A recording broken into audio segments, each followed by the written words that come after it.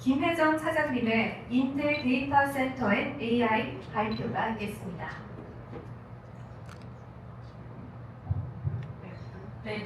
안녕하세요. 방금 소개받은 인텔 코리아의 김혜정입니다. 저는 인텔 코리아 내에서 데이터 센터용 기술 영업을 맡고 있고요. 오늘 이제 에이서스 회사에 초대해 주셔서 진심으로 감사드립니다. 오늘 이제 주제가 데이터 센터와 AI이다 보니까 저도 이제 거기에 걸맞게 준비를 조금 해봤고요. 아무래도 이제 저희 쪽에 2024년에 굉장히 많은 부분들의 변화가 생깁니다. 그래서 그 부분들에 대해서 이제 CPU 로드맵이 어떻게 되는지, 그 다음에 이제 가우디들은 어떻게 출시가 되는지에 대해서 조금 말씀을 드리도록 하겠습니다. 우선 이 장표는 이제 하이브리드 AI가 굉장히 큰 성장을 이루고 있다라는 좀 내용인데요. 저희가 이제 클라우드를 처음으로 시작을 했을 때를 생각을 해보면 사실은 이제 클라우드가 이렇게 유저 환경들까지 확장이 될 것이라고까지는 예측을 하기가 힘들었을 것 같아요. AI도 마찬가지라고 생각을 합니다. 처음에는 이제 라지 랭귀지 모델 굉장히 큰 이제 대규모 서버 시스템에만 이제 들어가던 것들이 이제 어느 순간 이제 사용자들과 굉장히 밀접한 온디바이스 AI, 엣지 AI 형태로까지 이제 전환이 되면서 단순히 이제 서버 인터넷에 접속해서뿐만이 아니고 예를 들어 랩탑이라던가 아니면 이제 누프와 같은 이제 미니 PC들에서도 AI 프로세싱이 가능해야 합니다. 그래서 이제 오늘 제가 말씀드릴 내용들이 이 장표 안에 다 들어가 있는 것 같아요. 그래서 이제 저희가 AI를 위해서는 이제 가장 큰 데이터 센터에서도 이제 클라우드 데이터 센터 영역에서도 이제 이런 프로세스를 처리를 할 수 있는 대규모 AI 센터가 있을 거고요. 그 다음에 이제 옆으로 가게 되면 조금씩 더 작아져서 저희 그 누크에 들어가는 이제 저희 그 모바일용 CPU들에도 AI 전용 가속기인 NPU와 GPU와 같은 것들이 내장이 되어 있습니다. 그래서 이제 이런 전 범위에 걸쳐서 어떻게 보면 AI가 저희 생활과 굉장히 밀접하게 와닿아 있는 것 같고요. 오늘 이제 그 중에서도 제가 말씀드리고자 하는 부분은 이제 데이터 센터 쪽이에요. 그래서 이제 가장 먼저 이제 CPU부터 말씀을 드리면 저희가 이제 데이터 센터용 CPU는 이미 이제 출시가 되어 있는 제품군들이 있고 그 이후에 올해 출시될 제품들에 대해서 좀 말씀을 드리도록 하겠습니다.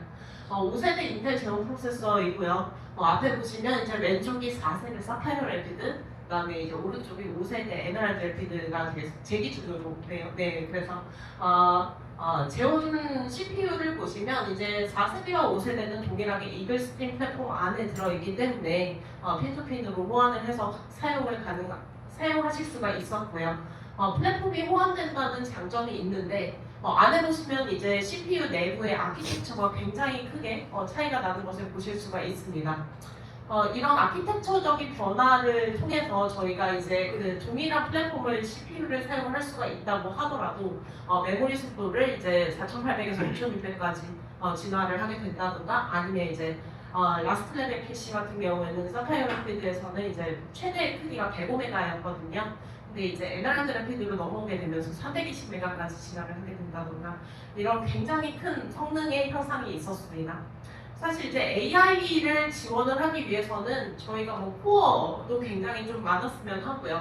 그 다음에 이제 캐시 사이즈도 굉장히 중요하다고 판단이 되고 그리고 이제 메모리 역시 굉장히 중요하다고 생각이 되게 되는데 5세대 제온으로 넘어오면서부터 이제 코어 수의 향상, 코어 자체의 퍼포먼스의 향상, 그 다음에 이제 메모리나 아니면 캐시 사이즈의 향상까지 굉장히 많은 것들을 갖추고 있습니다.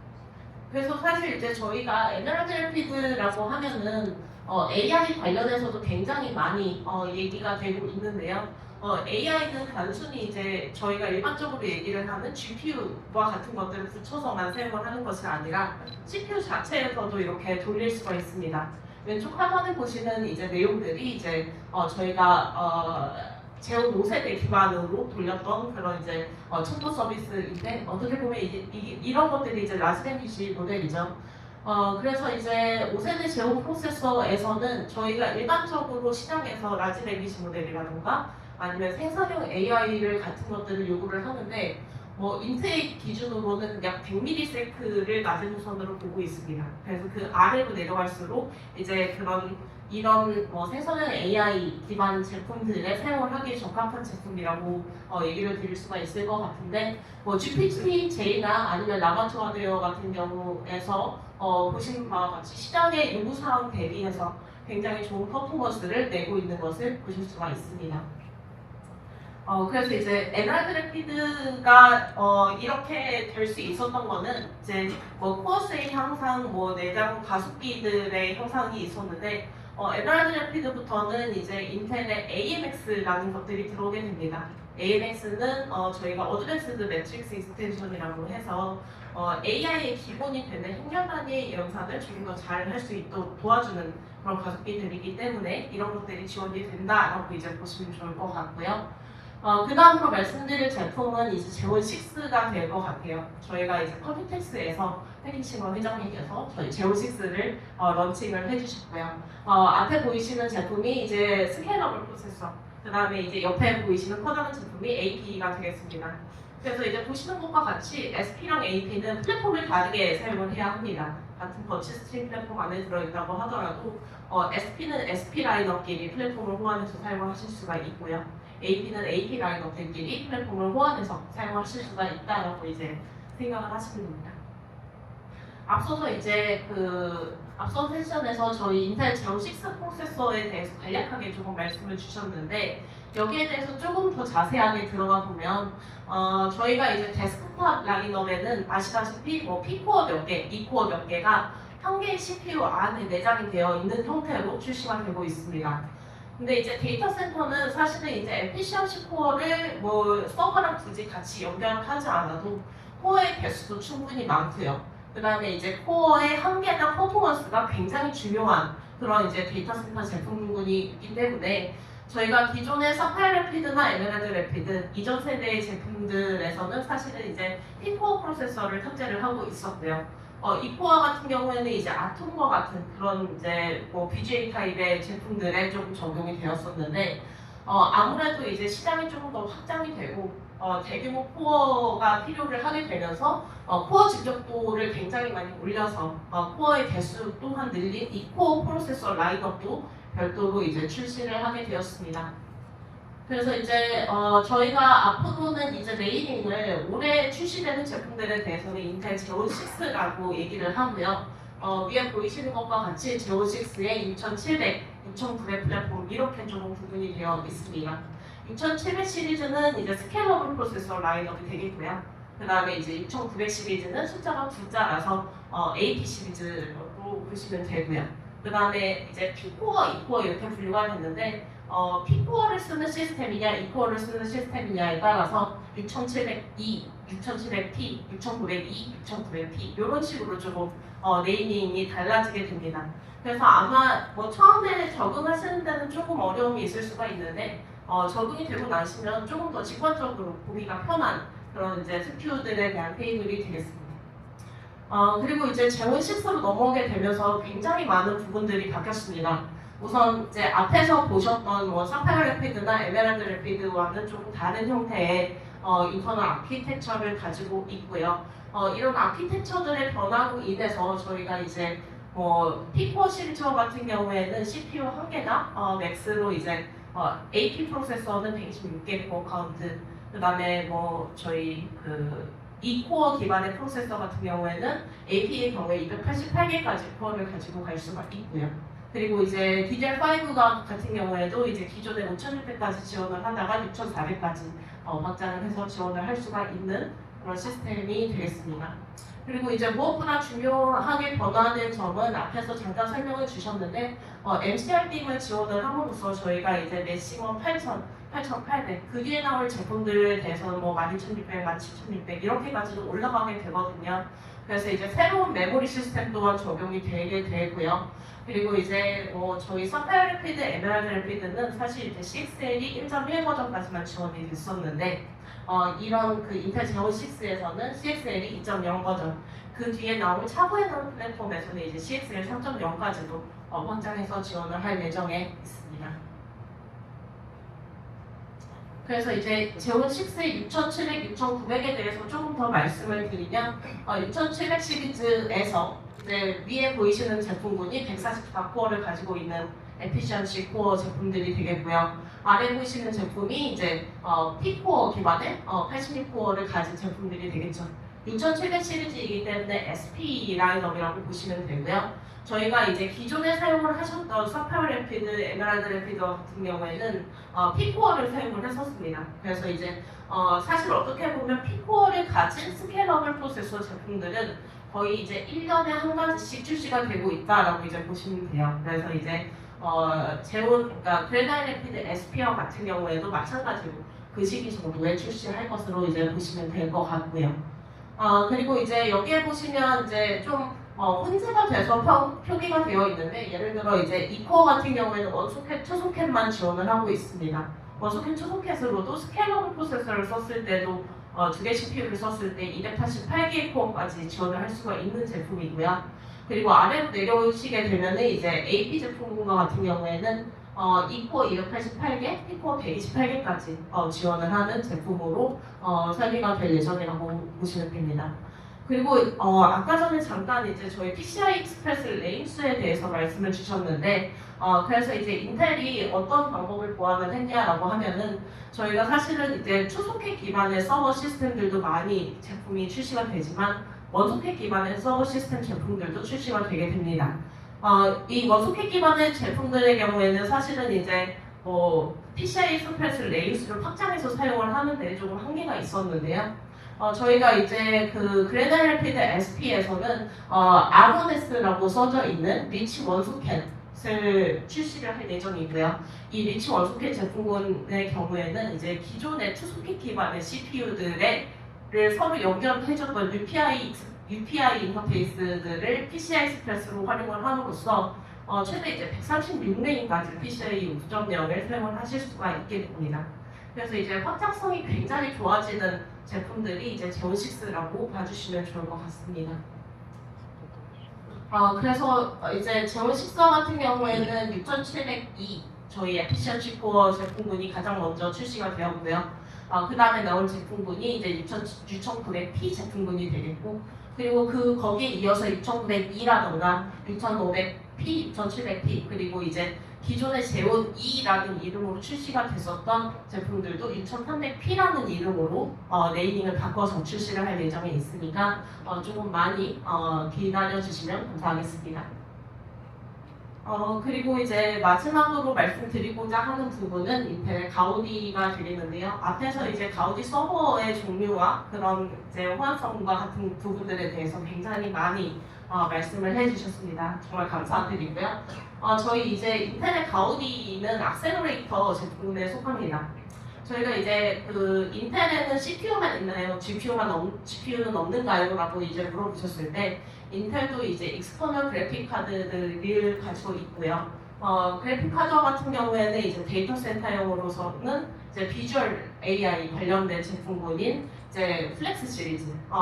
비전 AI 같은 경우에는 이제 CCTV라던가 아니면 이제 영상 내에서 어떤 객체를 검출하고 그걸로 인해서 AI를 필요로 하는 그런 솔루션에 좀 적합한 제품들이 이제 플렉스 시리즈로 사용을 하실 수가 있겠고요. 그리고 이제 클라이언트 제품군에도 아크라는 그런 GPU 카드가 별도로 존재를 합니다. 마찬가지로 이제 미디어 스택이 굉장히 강화된 제품이어서 미디어 프로세싱이라든가 아니면 비전 AI 같은 분야에 굉장히 이제 좀 효율적으로 사용을 하실 수가 있는 제품이 되겠고요. 그리고 이제 그 상위 모델이라고 할 수가 있겠죠. 저희가 이제 생성형 AI나 라지 랭귀지 모델들에 이제 사용을 할 수 있는 게 인텔의 가우디라고 이제 보시면 됩니다. 인텔의 가우디는 이제 저희가 하바나 그룹과 같이 하바나를 인수를 해서 그때부터 이제 같이 시작을 하게 된 제품군이 되겠는데 사실은 이제 가우디가 처음에 나온 제품은 아니고요. 가우디, 그 다음에 이제 가우디 2, 그리고 올해 하반기에 나올 제품군이 이제 가우디 3가 되겠습니다. 가우디 3로 넘어오게 되면서 이제 같이 일할 수 있는 파트너사들이 굉장히 많아지게 되었고요. 그 부분에 대해서는 이제 조금 이따가 설명을 드리겠습니다.